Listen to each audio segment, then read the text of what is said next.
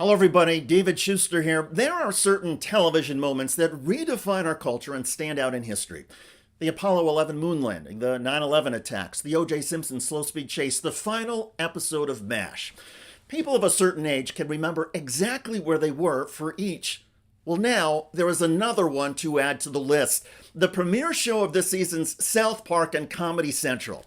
If you haven't seen it already, you will. The ridicule of Donald Trump is already being described as the most courageous and daring FU to any president in U.S. history. Daily Beast headline, South Park exposes Trump's teeny tiny manhood in shocking premiere. Quote, South Park began its 27th season with multiple shots below the belt at President Donald Trump, showing off the president's teeny tiny penis in both animated and live action form. In a mock ad for Trump made by the South Park characters in the episode's final minutes, a live-action Trump was shown running through the desert, sweating and exhausted. Trump took off his clothes and laid down naked on the sand. The South Park premiere ended with a shot of Trump's penis growing erect but still small. A voiceover declared, Trump, his penis is teeny tiny, but his love for us is large. Earlier, the episode repeatedly showed cartoon Trump naked in bed with Satan. Trump was no longer portrayed by Mr. Garrison, but voiced and animated. Come on, Satan, you know you can't resist this, Trump said, pulling down the covers to expose himself. I can't even see anything because it's so small, Satan said. He looked away in disgust. The season 27 premiere, titled Sermon on the Mount, also mocked Donald Trump's tendency to sue anyone who criticizes him. In the premiere, Donald Trump sued the town of South Park for $5 billion after they criticized his presidency.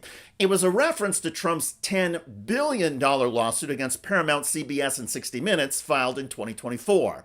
Much like Paramount, which controversially settled the lawsuit for $16 million, the South Park residents settled with Trump for $3.5 million. In reference to Trump's claims that Paramount CBS, on top of the lawsuit payout, agreed to make public service ads for Trump, South Park also agrees to make an ad for Trump.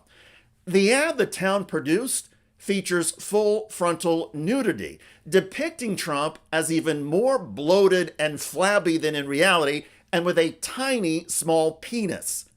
Very small. The 30-minute episode, which is actually 22 minutes without the commercials, is witty, fearless, and yes, shocking.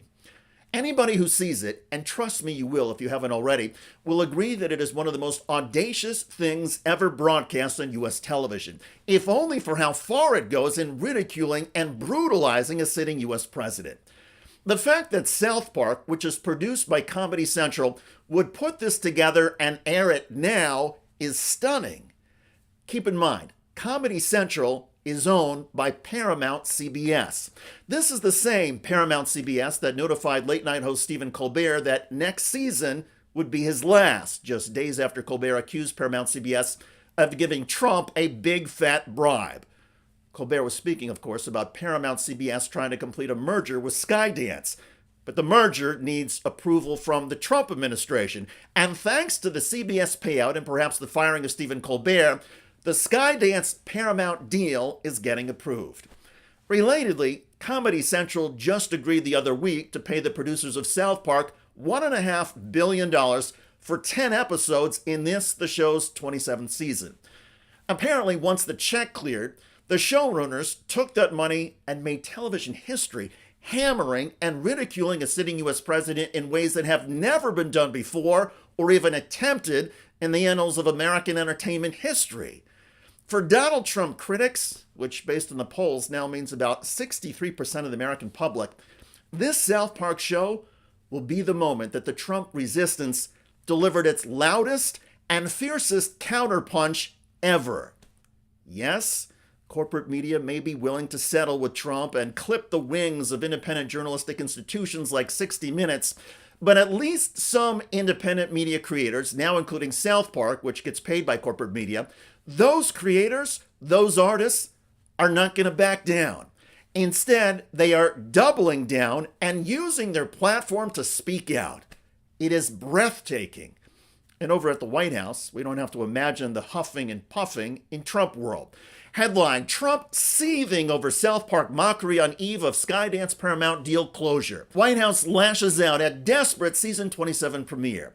White House Assistant Press Secretary Taylor Rogers told Deadline, quote, "This show hasn't been relevant for over 20 years and is hanging on by a thread with uninspired ideas in a desperate attempt for attention. President Trump has delivered on more promises in just 6 months than any other president in our country's history, and no fourth-rate show can derail President Trump's hot streak." Hot is an interesting word choice given the heat on Donald Trump right now over the Jeffrey Epstein files. The Trump campaign promised to release those files, and now, in bearing the files, Trump is getting shredded by his own MAGA supporters. And even MAGA lawmakers are betraying Trump and joining Democrats. Breaking news out of Congress. A spokesperson for the House Oversight Committee just told NBC News that it will subpoena the Justice Department for the full Epstein files. The announcement comes after Democrats on an oversight subcommittee successfully advanced the subpoena. The move comes after 3 Republicans on the Federal Law Enforcement Subcommittee joined Democrats in an 8-2 vote to approve the motion to compel the DOJ to release those files tied to Epstein. This came against the Trump White House wishes, and Trump is exploding.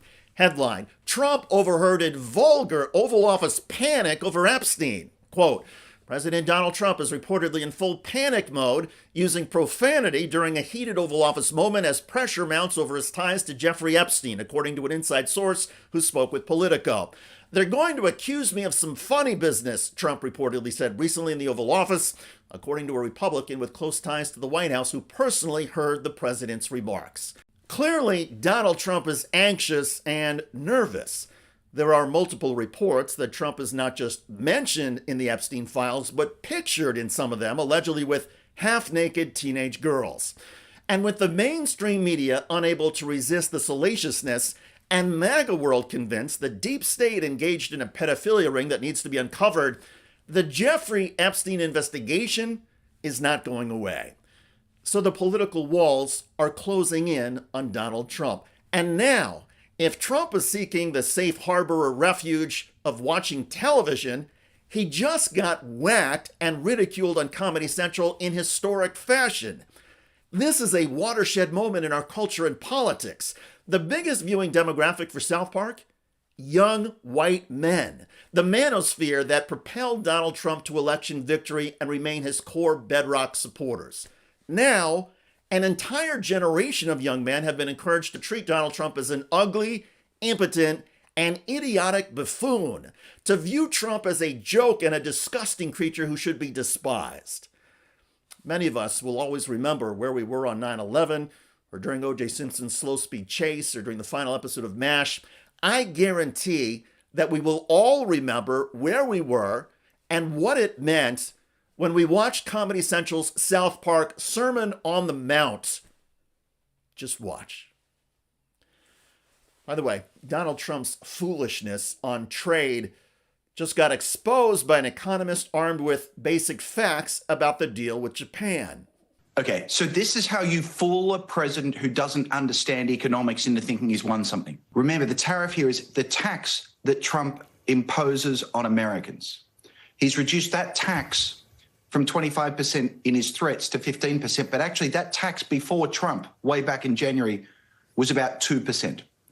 So what the biggest thing Trump has done is he's raised taxes on Americans who import goods from Japan from 2% to 15%. Check out that video at the link below. It generated a lot of comments on YouTube. One of the most popular is from John, who wrote, "When Trump is alone, he's not the smartest guy in the room."